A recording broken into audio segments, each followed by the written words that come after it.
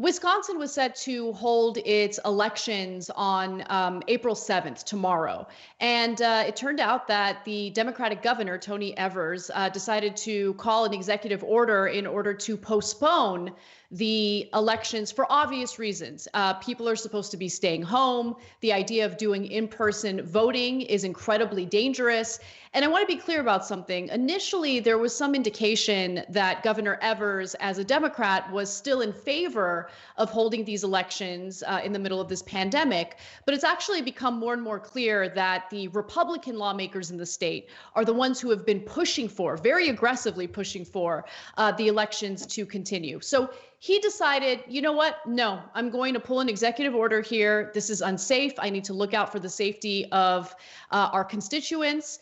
And then the Republicans actually appealed the decision to the state's Supreme Court. And the big breaking part of this story today is that the Supreme Court in the state has decided that they will still hold the in-person elections in Wisconsin tomorrow.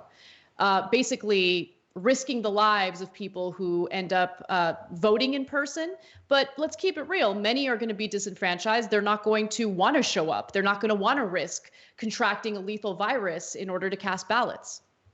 So let's be clear about who's responsible here. And if anyone dies, that responsibility might be relevant, might be legally relevant. So now Tony Evers has acted, and it's clearly not on his shoulders. Before, I was concerned that at a minimum, he was being too soft in dealing with the Republicans. Well, the Republicans don't want to delay the election, and oh, golly gee, there isn't much I could do, was what was coming out of Evers' office. Well, it turns out there was a lot he could do. He could do an executive order, and he did. So now it's definitely not on Tony Evers, and it's not on the Democrats. So the people responsible are Robin Vos. He is the Assembly Speaker in Wisconsin. And Senate Majority Leader Scott Fitzgerald. So Vos and Fitzgerald have decided, for their own political reasons, we're going to drive people to situations where they are clearly at risk, the risk of their lives. They're going to be in enclosed spaces. The virus is airborne. And earlier in the show, I quoted a study from the cruise ship Diamond Princess. If they had not done mitigation in that enclosed space, 79% of the people on the ship would have gotten coronavirus. It's airborne. And they're going to be packed next to one another. In Milwaukee, for example, there were going to be 180 polling stations. Now there's only 5. So they're going to be jam-packed. This is total insanity. Normally, at least even in depressed voter turnout in a situation like this, 500,000 people are supposed to vote in person. It's going to be an absolute nightmare. And then Evers acts, says executive order, I'm not going to let people get sick and I'm not going to let them die like this. And the Supreme Court says, yes, you will. So now the Supreme Court also has it on their hands. And it's funny, you know, it happens all the time. And this story just broke. But so we'll have to see the differences. But when a Republican governor in Ohio says, we're not having the election, I don't care what the courts say, they don't have the election. When a Democratic governor says we're not having the election, the courts come in and go, no, you are, shut up. So it's deeply frustrating. Yeah, definitely. And you know, just to be clear, it's not just the Supreme Court within the state that has made this decision. Previously, this did go through the federal courts, and a federal judge indicated that they couldn't postpone the election, that the governor didn't have the constitutional right to unilaterally postpone the election. So when he had issued that executive order, I was really curious to see how that would play out, given that a federal judge had weighed in on it the way that he had.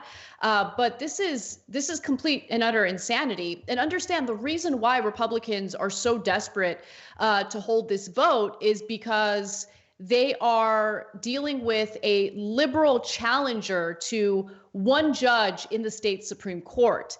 And they want to rush this through in a way where they know that certain people are not going to feel comfortable showing up to vote. So they'll have a better chance in the re-election of this particular conservative judge.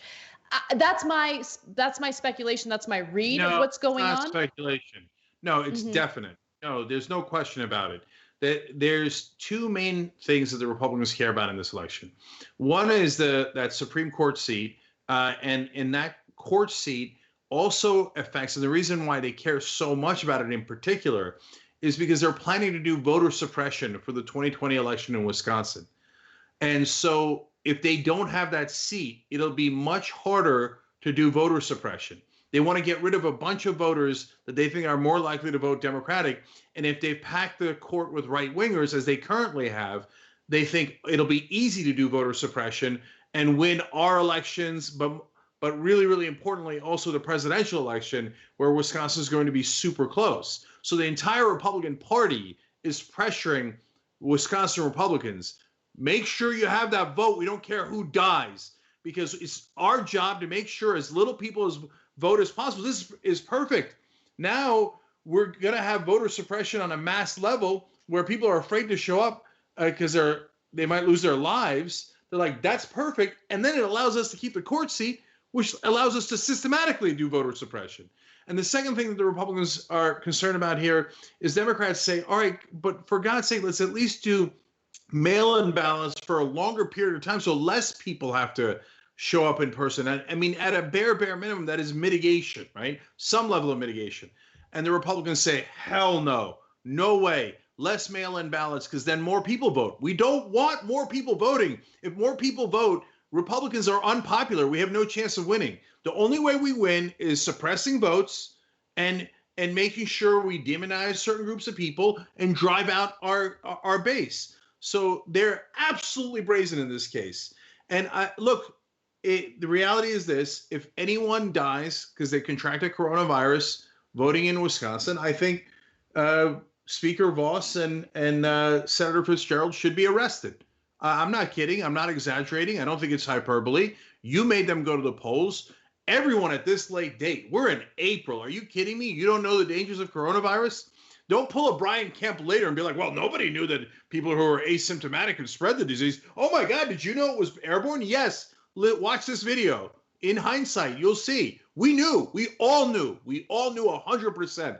They're sending people in there and God knows what's going to happen to them. And remember, they think, look, we got a big advantage here. Democrats listen to scientists, so they won't show up. Our voters are morons. We just tell them, you'll be fine. And who cares if they die? Just go and vote for me, my power. That's what matters.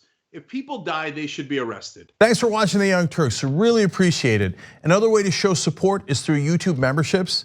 You'll get to interact with us more. There's live chat emojis, badges. You've got emojis of me, Anna, John, JR. So those are super fun. But you also get playback of our exclusive member-only shows and specials right after they air. So all of that, all you gotta do is click that join button right underneath the video. Thank you.